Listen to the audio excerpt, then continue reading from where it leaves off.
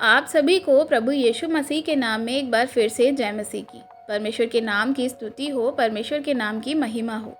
एक बार फिर से मैं आप सभी का स्वागत करती हूँ हमारे नए वीडियो में।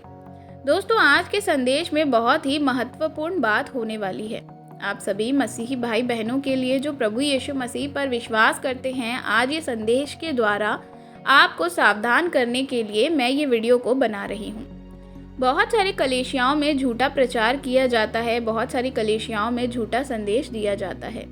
बहुत सारी कलीसियाएं हैं जो झूठा प्रचार कर रही हैं कि आप लोगों को क्या करें, वह बहका दे। तो बहुत सारे देवी देवताओं की पूजा करते हैं और संसार में जितने भी हैं लोग उन सबको अलग अलग जगह पर अलग अलग रूप से उनकी पूजा आराधना करते हैं। शायद आप अगर जो विश्वासी नहीं हैं, आप प्रभु यीशु मसीह पर विश्वास नहीं करते हैं, तो आपके घर में भी 5-6 देवी देवता की फ़ोटो या मूर्ति ज़रूर होगी।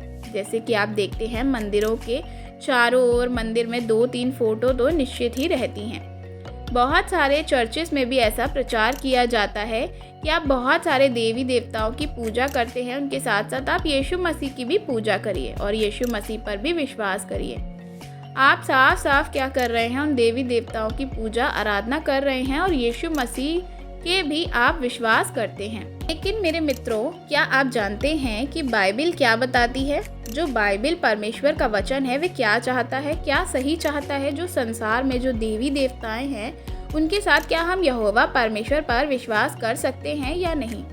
मेरे प्रियो, बाइबिल में ऐसा बिल्कुल भी नहीं बताया गया है। बाइबिल में ऐसा कहीं भी नहीं बताया गया है। बाइबिल में साफ इस तरह से लिखा है कि परमेश्वर ने मना किया है। एक वचन मैं आपके लिए पढ़ना चाहूँगी जो कि लिखा है निर्गमन 20 अध्याय उसके 3 आयत में, मुझे छोड़कर तू किसी को ईश्वर करके ना मानना। मेरे प्रियो, बाइबिल हमें साफ साफ बताता है कि तुम मुझे छोड़कर दूसरे को किसी को ईश्वर करके ना मानना।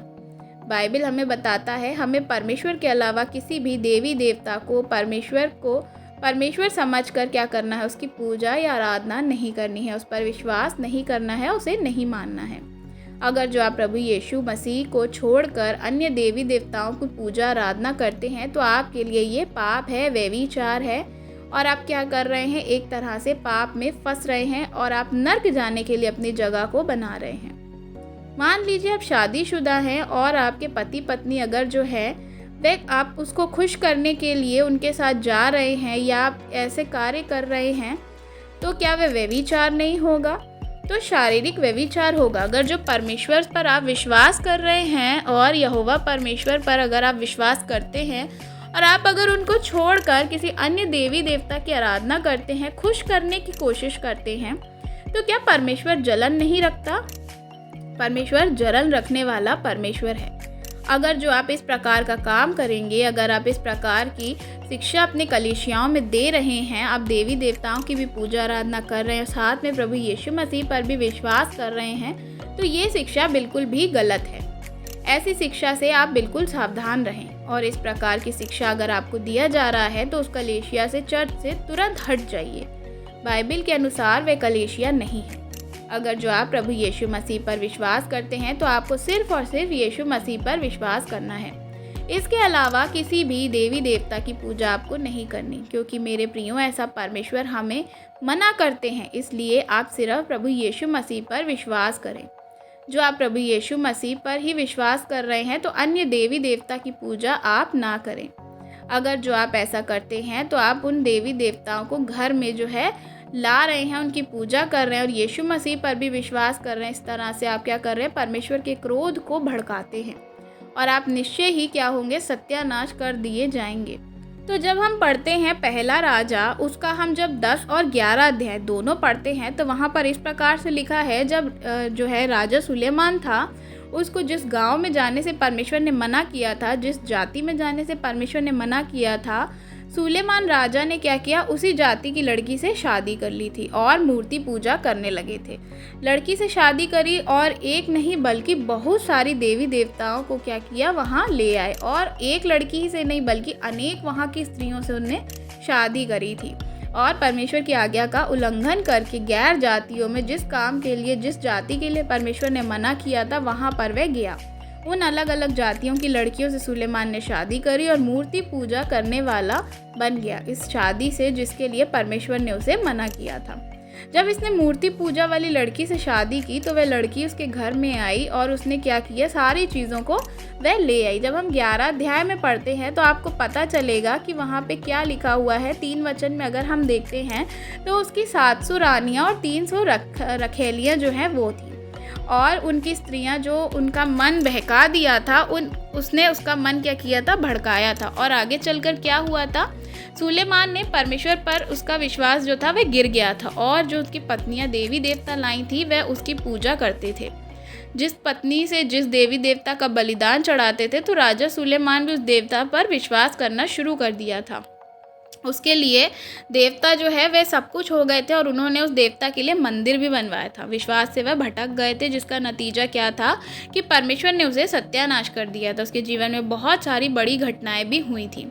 क्या हुआ था, धीरे धीरे उसका क्या किया, परमेश्वर से उसका पतन हो गया और वह सब खत्म हो गया।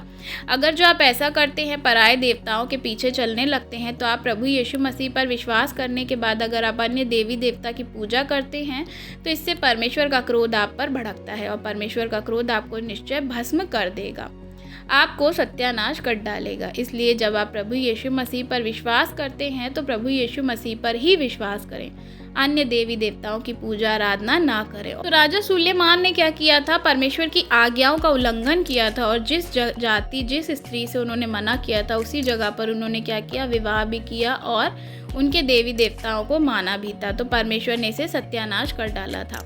इसलिए आप ऐसी गलती बिल्कुल भी ना करें। ये झूठी शिक्षा, अगर कोई आपको इस प्रकार से शिक्षा दे रहा है तो इस पर विश्वास ना करें और वहाँ से हट जाएं। आपका जो विश्वास है परमेश्वर पर होना चाहिए। परमेश्वर सर्वश्रेष्ठ हैं। प्रभु यीशु मसीह संसार में, स्वर्ग में श्रेष्ठ हैं। स्वर्ग और पृथ्वी को बनाने वाले हमारे परमेश्वर हैं। जिस यहोवा परमेश्वर पर आप विश्वास करते हैं वह सब कुछ करने में सक्षम है और सब देवी देवताओं में भी महान है। एक वचन मैं आपके लिए और पढ़ना चाहूँगी जो कि हम देखेंगे भजन संहिता उसका 86 वर्ष में जब हम पढ़ते हैं उसका 8 वचन लिखा है, हे प्रभु, देवताओं में से कोई भी तेरे तुल्य नहीं, ना किसी के काम तेरे कामों के बराबर है। जितने भी देवी देवताएं हैं, उन सारे देवी देवताएं जो आप समझ जाते हैं, उन देवी देवताओं से बढ़कर क्या है परमेश्वर, उन सारे देवी देवताओं के जो काम है उससे बढ़कर हमारे परमेश्वर के काम हैं, उससे बढ़कर। और जितने भी देवी देवताएं हैं, पूजा आराधना आप कर रहे हैं अगर भगवान या आप जिस भी चीज़ को मान रहे हैं, तो क्या है परमेश्वर उन सभी के ऊपर अधिकारी है। परमेश्वर जो है वह सर्वश्रेष्ठ अर्थात प्रभु यीशु मसीह सारे देवी देवताओं में महान है। सब देवी देवताओं से ऊंची पदवी है यीशु मसीह की। परमेश्वर के अलावा परमेश्वर के तुल्य कोई भी देवी देवता नहीं है। इसलिए जो विश्वास आपने प्रभु यीशु मसीह पर किया है, आपका विश्वास सही है। उसके तुल्य संसार में कोई भी नहीं है।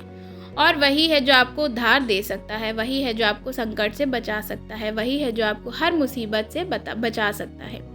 याद कीजिए, वही परमेश्वर ने इजरायलियों को मिस्र की गुलामी से आज़ाद करवाया। मिस्र में बहुत सारे देवी देवता की वे लोग पूजा करते थे, लेकिन फिरौन राजा के समय में वे सारी देवी देवता क्या हुए, कुछ भी नहीं कर पाए। परमेश्वर यहोवा ने उनको बचाया था।